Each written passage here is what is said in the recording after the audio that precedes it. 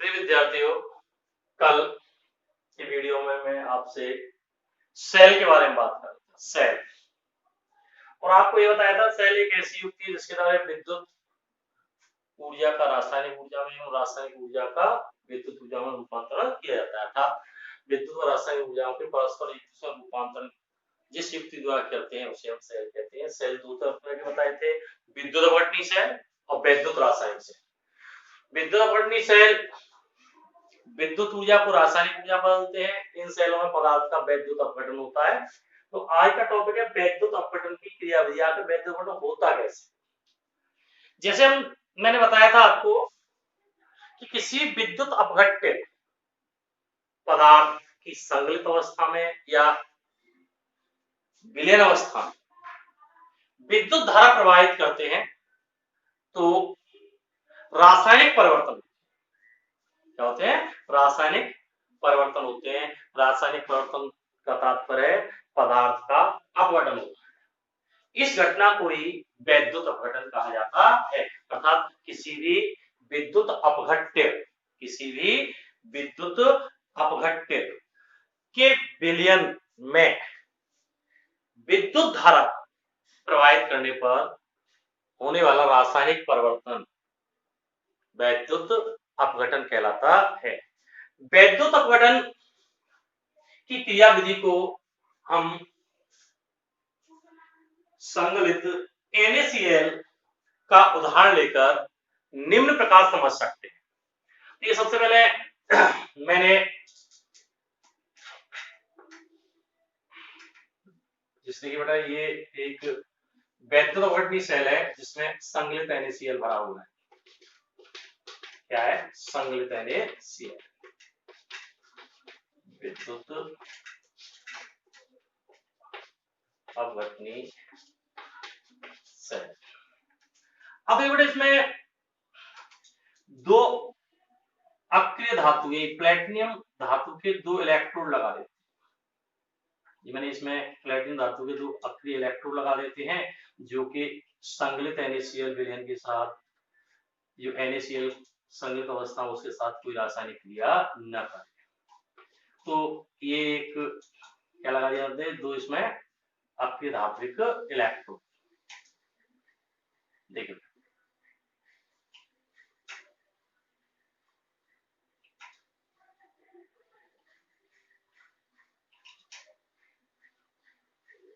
अक्रिय धात्विक इलेक्ट्रोड लगा दिए और इनका संबंध हम बैटरी बाह्य विद्युत स्रोत से कर देते हैं। देखिए ये मैंने धन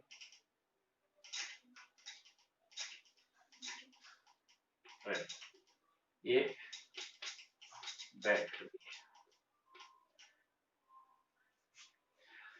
ये क्या हमारा देखो ऋण इलेक्ट्रोड है यानी कैथोड, और ये क्या आपका धन इलेक्ट्रोड है यानी एनोड। इसमें क्या देखो Na+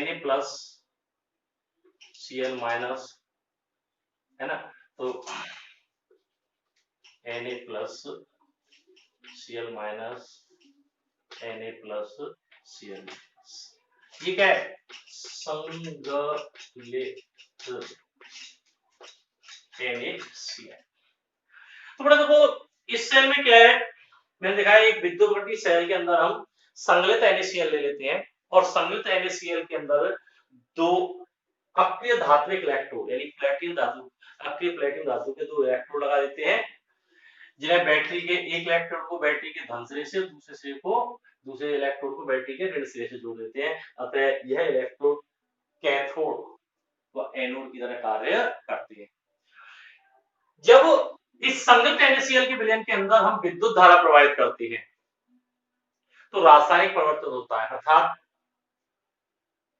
जैसी धारा प्रवाहित होती है तो इसमें उपस्थित Na+ व Cl- आयन विपरीत आवेशित इलेक्ट्रोडों की ओर गमन करते हैं। जैसे Na+ है ये तो जैसे इसकी तरफ गमन करेगा कैथोड की तरफ, और Cl- आयन है वो क्या करेंगे? एनोड की ओर गमन करेंगे। और ये विपरीत आवेशित इलेक्ट्रॉन पर पहुंच करके अपने अपने इलेक्ट्रॉन त्याग करके रासायनिक पदार्थ के रूप में संचित हो जाते हैं। तो वैद्युत अपघटन के समय होने वाली रासायनिक अभिक्रियाएं निम्न प्रकार होती हैं। जो रासायनिक अभिक्रिया कैसी है? निम्न प्रकार। एनोड, तो एनोड पर देखो क्या देगा, मैंने बताया था एनोड पर, एनोड धनावेश है तो इसका Cl- आयन आता है, तो Cl- आयन अपना इलेक्ट्रॉन त्याग करके Cl2 + 2 इलेक्ट्रॉन, इसका क्या हो गया? ऑक्सीकरण।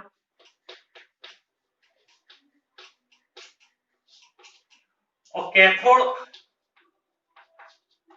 कैथोड माइनस पर क्या होता है बेटा? यहां पर जो Na+ आता है, Na+ इलेक्ट्रॉन ग्रहण करता है और इलेक्ट्रॉन ग्रहण करके किस बदल जाता है? Na। इसका क्या हो गया? अपचय। तो इस तरह विद्युत धारा प्रवाहित करने पर ऑक्सीकरण और अपचय अर्थात रिडॉक्स अभिक्रियाएं पूर्ण होती हैं, जिसके फलस्वरूप विद्युत ऊर्जा रासायनिक ऊर्जा के रूप में संचित हो जाती है। यदि NaCl का विलयन ले लिया जाए, यदि संग्रहित NaCl के स्थान पर विद्युत अपघटनी सेल में, विद्युत अपघटनी सेल में NaCl का जलीय विलयन ले लिया जाए, तो विद्युत अपघटन के समय होने वाली रासायनिक अभिक्रियाएं इस प्रकार होंगी। देखो बड़ा, ये तो इसी प्रकार होगी। एनोड पर क्या मुक्त हुई? Chlorine gas. कैथोड में क्या होगा? Na+ इलेक्ट्रॉन Na बन जाएगा, और जैसे ही Na+ इलेक्ट्रॉन ग्रहण करके Na बदल देगा, तो सोडियम धातु के साथ, इस सोडियम धातु के साथ जल कण क्रिया, जल के कण क्रिया करेंगे और इसको किस में बदल देंगे? NaOH plus H2। किस में बदल देंगे? NaOH plus H2। तो इस तरह से ये रासायनिक क्रिया पूर्ण होगी। तो बेटा, जब हम संग्रहित NaCl लेते हैं तो एनोड पर क्लोरीन गैस और कैथोड पर सोडियम धातु प्राप्त होती है, और जब विद्युत सेल में संग्रहित NaCl के स्थान पर NaCl का जलीय विलयन ले लेते हैं, तो एनोड पर क्लोरीन गैस व कैथोड पर NaOH क्षार एवं हाइड्रोजन गैस प्राप्त होती है। तो बेटा, ये वैद्युत अपघटन की क्रियाविधि है। तो इस प्रकार हम वैद्युत अपघटन की क्रियाविधि को समझा सकते हैं। अब हम बात करेंगे वैद्युत अपघटन के नियम। किसकी बेटा? वैद्युत अपघटन के नियम, जिन्हें हम फैराडे के नियम भी कहते हैं।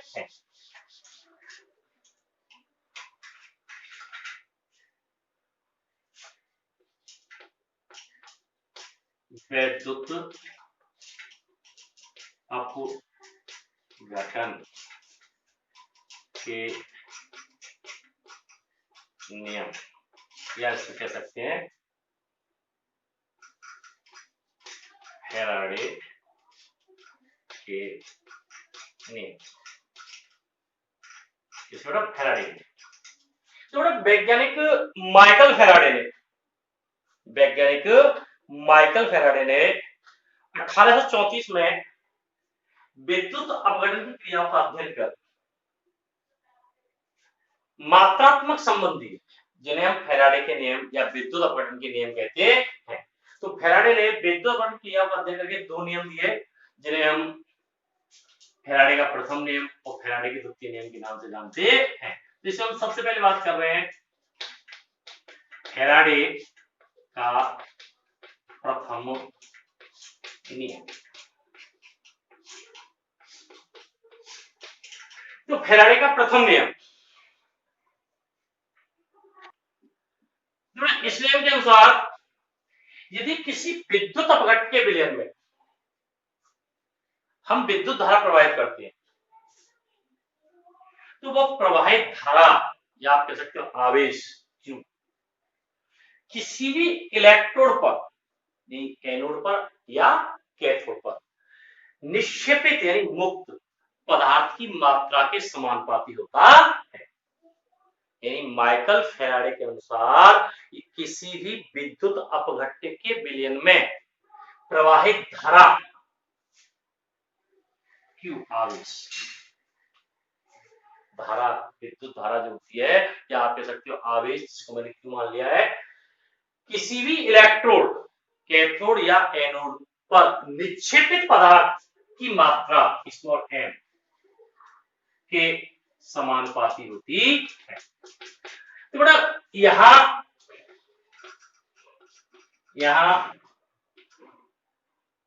Q बराबर विद्युत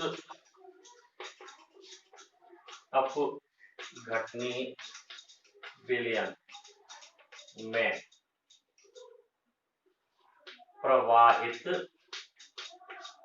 आवेश, जिसको हम धारा कह रहे हैं, और m किसी इलेक्ट्रोड, कोई सा भी इलेक्ट्रोड ले सकते हैं, एनोड या कैथोड पर मुक्त, ये निक्षेपित यानी मुक्त पदार्थ की मात्रा। तो बड़ा माइकल फैराडे ने ये बता दिया कि किसी भी विद्युत अपघटनीय विलयन में प्रवाहित आवेश या प्रवाहित धारा Q किसी इलेक्ट्रोड, एनोड या कैथोड पर निक्षेपित पदार्थ की मात्रा m के समानुपाती होती है। तो m समानुपाती Q। तो बड़ा देखो फैराडे के अनुसार कि किसी विद्युत अपघटनीय विलयन में प्रवाहित धारा यानी आवेश Q किसी भी इलेक्ट्रोड पर मुक्त पदार्थ की मात्रा स्मॉल m के समानुपाती होता है। तो m समानुपाती Q या m बराबर WQ। यहां पर देखिए W क्या समानुपाती स्थिरांक है, जिसे पदार्थ का विद्युत रासायनिक तुल्यांक कहते हैं। तो अब देखिए बेटा इसके आगे हम बात करें, यहां पर यदि मैं इसको मिटा रहा हूं, तो यहां से यदि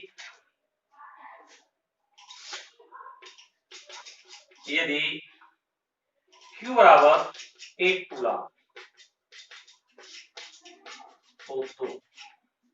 तो देखिए हमारे पास क्या होगा, m बराबर W। अतः यदि किसी विद्युत अपघटनीय विलयन में 1 कूलम आवेश प्रवाहित किया जाए, 1 कूलम आवेश प्रवाहित किया जाए, 1 कूलम धारा प्रवाहित की जाए, तो किसी इलेक्ट्रोड पर निक्षेपित पदार्थ की मात्रा उसके वैद्युत रासायनिक तुल्यांक W के बराबर होती है। हम जानते हैं कि Q बराबर क्या होता है, I विद्युत धारा की परिभाषा से। विद्युत धारा की परिभाषा क्या होती है, I बराबर क्या होता है, Q अपॉन T। तो वहां से हम निकाले तो Q बराबर क्या, IT विद्युत धारा की परिभाषा से। तो इसकी वैल्यू जो वो समीकरण 2 में रखें, तो M बराबर W I, समीकरण नंबर 3। और यदि I बराबर 1 एम्पीयर और T बराबर 1 सेकंड हो तो क्या है बेटा, M बराबर W, स्मॉल m बराबर क्या आ जाएगा, W।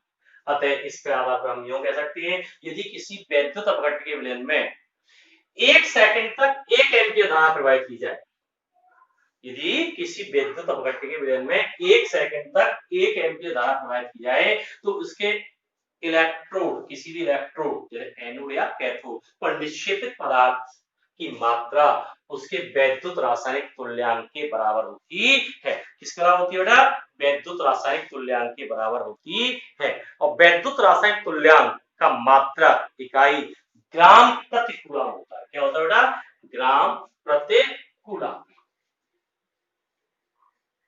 देखो यहां से निकाल लो, तो W बराबर क्या होगा, M अपॉन Q, M ग्राम में, Q क्या है, कूलम। तो ग्राम प्रति कूलम इसकी इकाई क्या है, इकाई ग्राम प्रति कूलम। तो ये फैराडे का प्रथम नियम है। क्या बेटा, फैराडे का प्रथम नियम। इसके बाद हम बात करेंगे फैराडे के द्वितीय नियम। इसके बेटा फैराडे के द्वितीय नियम, फैराडे का द्वितीय नियम तो बेटा इस नियम के अनुसार अगर दो या दो से अधिक विद्युत अपघट्यों में समान समय तक समान धारा प्रवाहित करें तो इलेक्ट्रोडों पर निक्षेपित पदार्थ की मात्रा उन पदार्थों के तुल्यांकी भार के समानुपाती होती है। यानी इस नियम के अनुसार माइकल फैराडे ने बताया कि यदि दो या दो से अधिक विद्युत अपघट्यों के विलयन में समान समय तक समान विद्युत धारा प्रवाहित की जाए तो इलेक्ट्रोडों पर निक्षेपित पदार्थ की मात्राएं उन पदार्थों के तुल्यांकी भार के समानुपाती होती हैं। जैसे मैं आपके सामने इसे स्पष्ट करने के लिए एक चित्र बना रहा हूं।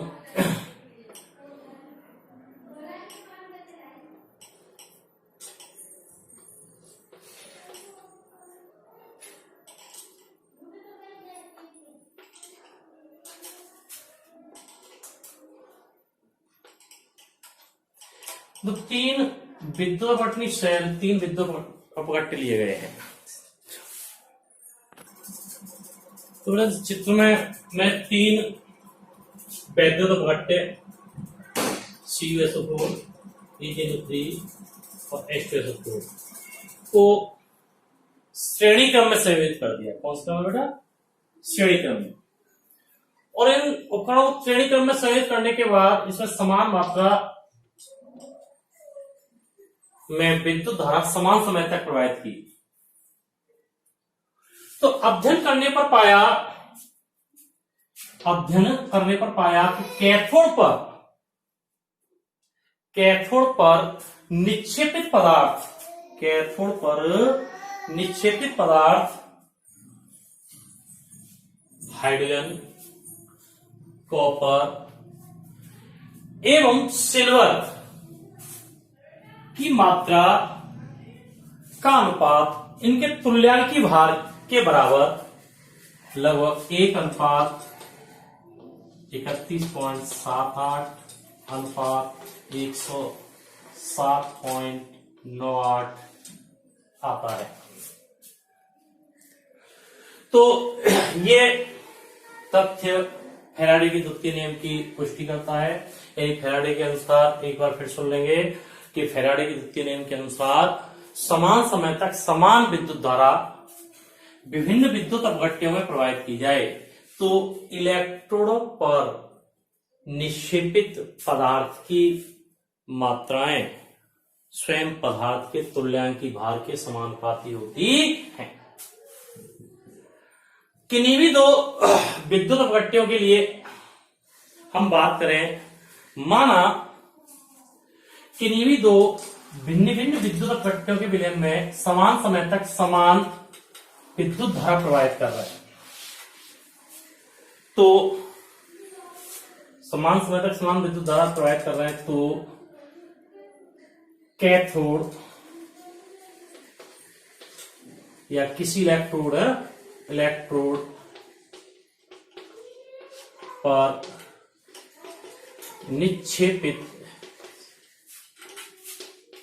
निक्षेपित पदार्थ की मात्राएं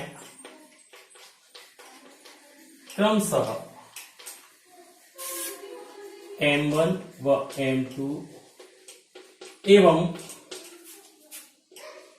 इन पदार्थों के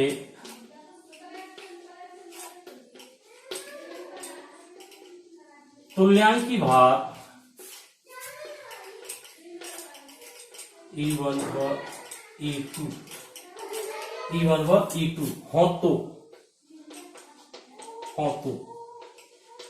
फैराडे के द्वितीय नियम से तो फैराडे द्वितीय नियम पदार्थ में तो प्रथम पदार्थ M1 समानुपाती E1 या M2 समानुपाती E2, ये फर्स्ट समीकरण और ये सेकंड समीकरण। यदि हम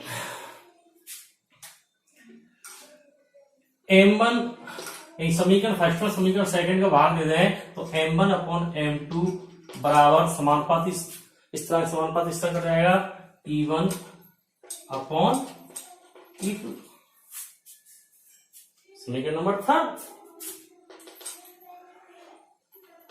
चूंकि देखिए चूंकि m बराबर क्या था हमने WIT फैराडे के प्रथम नियम से हमने क्या देखा था निश्चित पदार्थ की मात्रा प्रवाहित धारा के समानुपाती होती है। तो इस नियम के अनुसार जो m बराबर क्या था WIT है ना। तो अब देखिए m1 बराबर क्या हो जाएगा m1 बराबर W1 IT। जो IT आवेश है जिसका मान समान है और m2 बराबर क्या आएगा हमारे पास जो m2 बराबर जैसे मैं यहां पर लिख देता हूं जो इधर इसको अब इसके बाद क्या हो जाएगा यहां से जो दोबारा लिख देता हूं जो हमारे पास क्या आया समीकरण m1 अपॉन m2 बराबर क्या था E1 अपॉन E2। और चूंकि m बराबर क्या है WIT फैराडे के प्रथम नियम से तो बड़े अतः m1 बराबर क्या हुआ W1IT और m2 बराबर क्या W2IT। तो इनके मान को समीकरण थर्ड में रख दें हम इस समीकरण थर्ड में रख दें तो क्या आएगा तो W1IT अपॉन W2IT बराबर E1 अपॉन E2। तो इनके मान समान विद्युत आए तो समाप्त तो क्या आएगा W1 अपॉन W2 बराबर E1 अपॉन E2। या हम क्या कह सकते हैं या देखो ना W1 समानुपाती किसके हो रहा E1 के और W2 समानुपाती क्या है E2 के। अतः हम क्या कह सकते हैं W समानुपाती E यानी किसी भी पदार्थ का विद्युत रासायनिक तुल्यांक W उस पदार्थ के तुल्यांकी भार के समानुपाती होता है। किसी पदार्थ का विद्युत रासायनिक तुल्यांक W उस पदार्थ के तुल्यांकी भार इक्विवेलेंट वेट के समानुपाती होता है। ये फैराडे का द्वितीय नियम है। तो ये बात हुई फैराडे के नियमों की। आगे हम बात करेंगे ओम का नियम। किसका नियम बेटा ओम का नियम।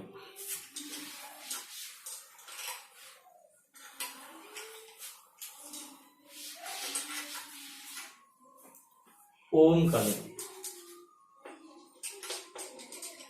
ओम का नियम। तो फिजिक्स में आप पढ़ते हो यदि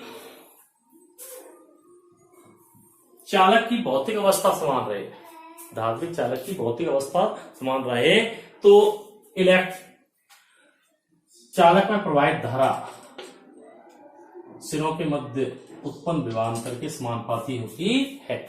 V समानुपाती I या V बराबर I R। ये तो ओम का नियम किसके लिए धात्विक चालकों के लिए। ओम का नियम विद्युतवर्णी चालकों पर भी प्रभावित किया जा सकता है। तो विद्युतवर्णी चालकों के लिए इसे हम किसके साथ व्यक्त करते हैं कि किसी विद्युत अपघटनी चालक में प्रवाहित धारा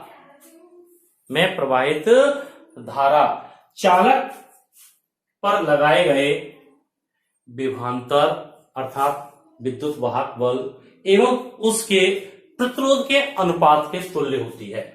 यानी किसी विद्युत अपघटनी चालक में प्रवाहित धारा आई चालक पर लगाए गए विभवांतर या चालक में प्रयुक्त विद्युत वाहक बल E कैपिटल E एवं चालक के प्रतिरोध कैपिटल आर के अनुपात के तुल्य होती है। ये आई बराबर ई अपॉन आर। ये क्या है बेटा? ओम का नियम, या इसको तो हम अपनी भाषा में यह भी कह सकते हैं कि किसी भी विद्युत अपघटनी चालक में प्रवाहित धारा दोनों इलेक्ट्रोडों के मध्य प्रयुक्त विद्युत वाहक बल, दोनों इलेक्ट्रोडों के मध्य प्रयुक्त विद्युत वाहक बल के समानुपाती होती है। लेकिन अपनी किताब के अनुसार हम इस रूप में लिख रहे हैं। देखो यहां आई बराबर क्या है? प्रवाहित विद्युत धारा, ई बराबर क्या है? विद्युत वाहक बल, और आर बराबर क्या है? प्रतिरोध। इसका मात्रक ओम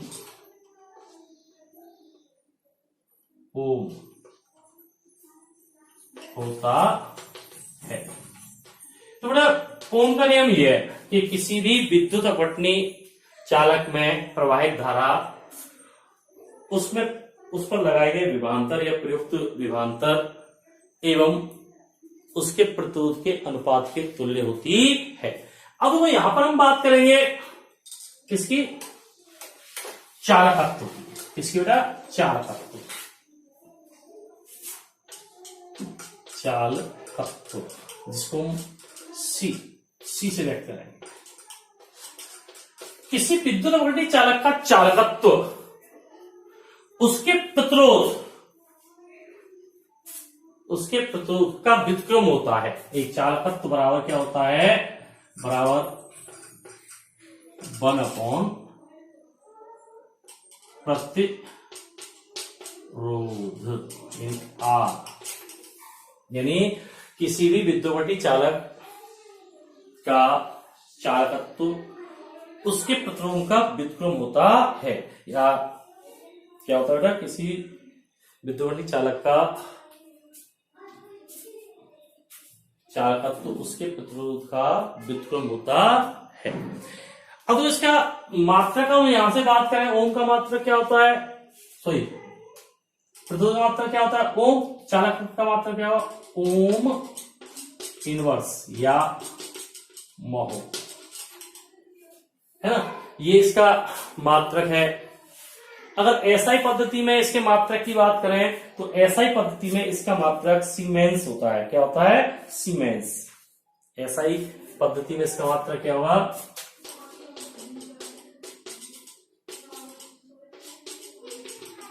मात्रक सीमेंस। तो बेटा ये तो बात हुई चालकत्व की कि किसी भी विद्युत अपघटनी चालक के प्रतिरोध के व्युत्क्रम को उसका चालकत्व कहते हैं। अब बात करते हैं हम विशिष्ट प्रतिरोध। विशिष्ट प्रतिरोध, विशिष्ट प्रतिरोध या प्रतिरोधकता।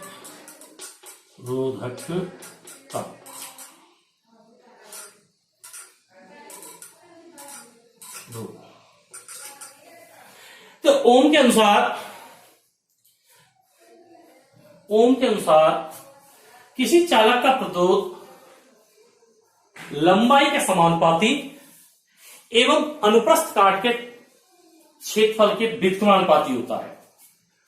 ओम के अनुसार क्या है? किसी भी चालक का प्रतिरोध उसकी लंबाई के समानुपाती एवं अनुप्रस्थ काट के क्षेत्रफल के क्या होता है? व्युत्क्रमानुपाती। आर समानुपाती L/A या आर बराबर रो L/A। यहां रो चालक का, सीधा लिख देता हूं, चालक का विशिष्ट प्रतिरोध है। क्या बेटा? विशिष्ट प्रतिरोध है। तो अब देखिए, यदि L बराबर 1 सेंटीमीटर एवं A बराबर 1 सेंटीमीटर स्क्वायर हो तो R बराबर रूट। क्या जाएगा? R बराबर रूट। तो हम क्या कह सकते हैं? किसी एकांक लंबाई एवं 1 वर्ग सेंटीमीटर अनुप्रस्थ काट वाले चालक का प्रतिरोध उसका विशिष्ट प्रतिरोध या प्रतिरोधकता कहलाता है। एक बार फिर सुनेंगे।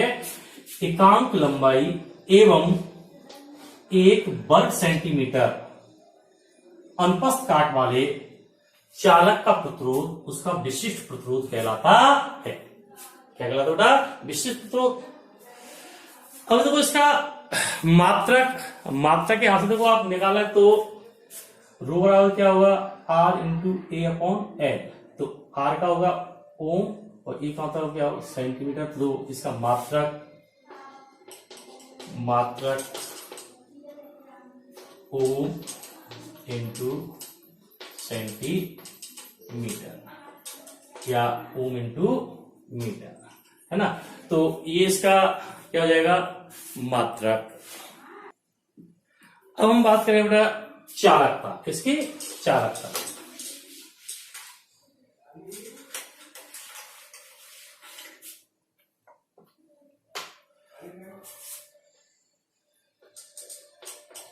चालकता कप्पा या विशिष्ट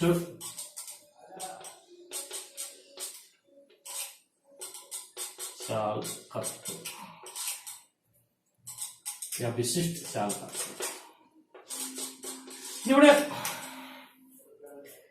किसी चालक के विशिष्ट प्रतिरोध का वितरण चालकता कहलाता है। चालकता यानी कप्पा, किसी भी चालक के विशिष्ट प्रतिरोध का वितरण यानी 1 विशिष्ट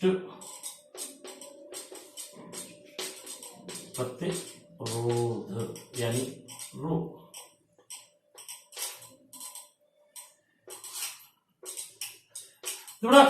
चालकता क्या है? विशिष्ट प्रतिरोध का व्युत्क्रम, है ना? तो अब वो चालकता का मात्रक अपन देखें यहां पर। चालकता का मात्रक तो बड़ा मात्रक क्या होगा? 1 विशिष्ट प्रतिरोध का मात्रक अभी बताया था प्रतिरोधकता का ओम इंटू सेंटीमीटर। तो इसका मात्रक क्या हो जाएगा? Ohm inverse into semi inverse. ऐसा ही मात्रक क्या हो जाएगा? जो अभी बताया था चालकत्व का सीमेंस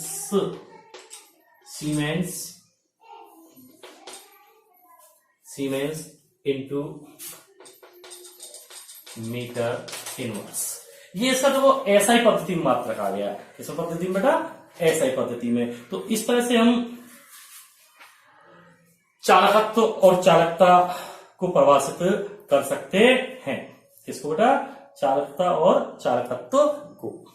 तो ये बात भी। अब हम बात करते हैं चालकत्व एवं चालकता में संबंध। चालकत्व एवं चालकता में संबंध। चालकत्व यानी सी एवं चालकता यानी कप्पा की में संबंध। जोड़ा हम जानते हैं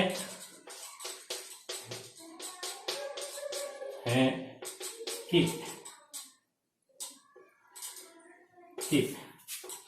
R बराबर रो L अपॉन ए ओम के अनुसार। किसके अनुसार बेटा? ओम के अनुसार।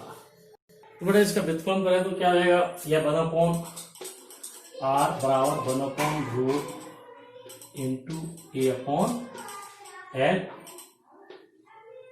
सेकेंड समीकरण। अब बच्चों के 1/r बराबर क्या है C और 1/रो बराबर क्या है K पप्पा।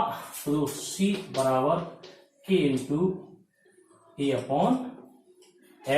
समीकरण नंबर थर्ड। या यहां से देखो हम बात करें K की, K निकालना चाहें कप्पा बराबर क्या आ जाएगा जो C इंटू L/A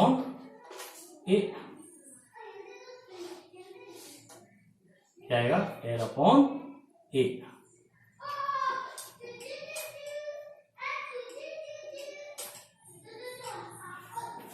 L/A। तो बेटा यहां तक कोई दिक्कत? देखिए R क्या है रो इंटू L/A, या इसका व्युत्पन्न कर दे तो 1/r बराबर 1/रो इंटू A/L, या 1/r बराबर हम पढ़ चुके हैं C और 1/रो बराबर K, तो C बराबर K इंटू A/L या K बराबर C इंटू L/A। यदि अब देखिए बेटा, यदि K बराबर दो हमारे साथ संबंध क्या है K बराबर C इंटू L/A। अब यदि L बराबर 1 सेंटीमीटर एवं A बराबर 1 सेंटीमीटर स्क्वायर हो तो क्या आएगा K बराबर C। अतः हम क्या कह सकते हैं, यदि किसी विद्युत अपघट्य के विलयन में एक वर्ग सेंटीमीटर अनुप्रस्थ काट के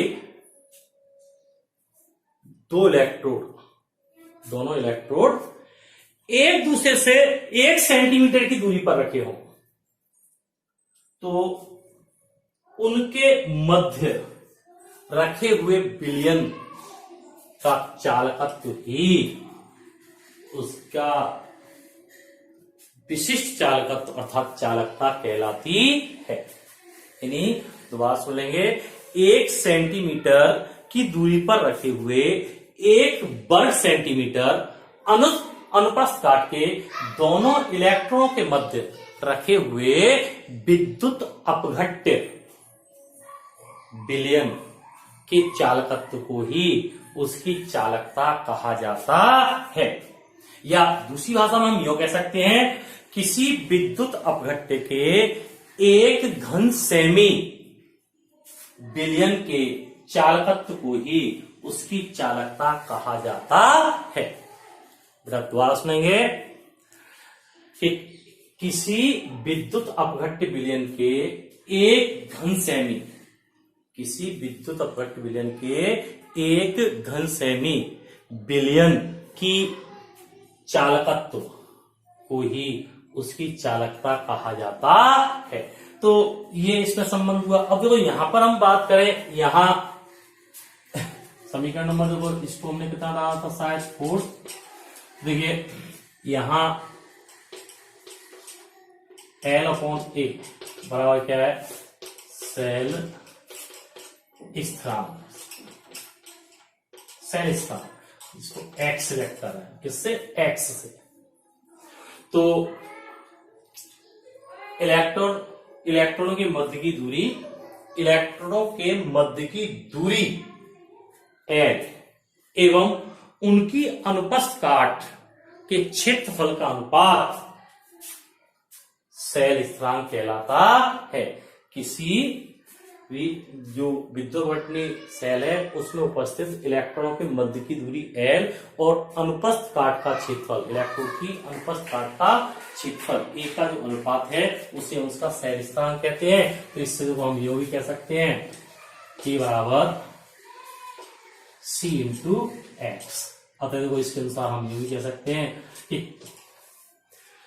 यदि किसी विद्युत अपघट्य विलयन के चालकत्व को उसके सेलिंग स्थिरांक से गुणा कर दिया जाए, किससे? सेल स्थिरांक से गुणा कर दिया जाए तो उसका विशिष्ट चालकता अर्थात चालकता प्राप्त की जा सकती है। ठीक है भाई।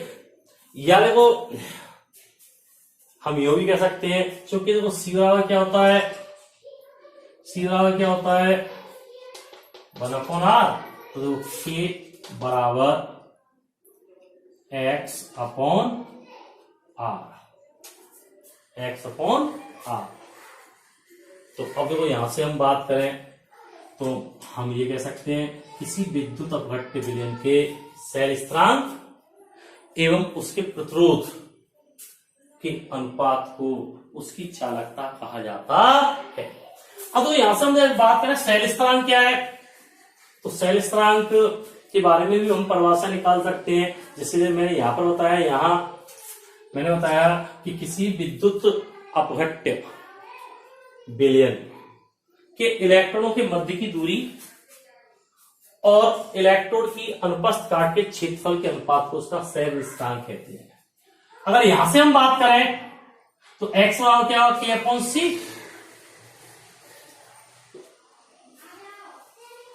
K बराबर क्या है C इंटू एक्स है, तो यहां से x बराबर क्या होगा K/C। तो हम यूं कह सकते हैं किसी विद्युत अपघट्य विलयन के चालकता एवं चालकत्व के अनुपात को उसका सेल स्थिरांक कहा जाता है, या सेल स्थिरांक वह गुणांक है जिसे उसके चालकत्व से गुणा कर दिया जाए तो विद्युत अपघट्य विलयन की चालकता प्राप्त हो जाती है। तो इस तरह से देखो इसमें हम सेल स्थिरांक का मान भी ज्ञात कर सकते हैं, है ना। तो ये बात आज इतना ही, कल की बात कल।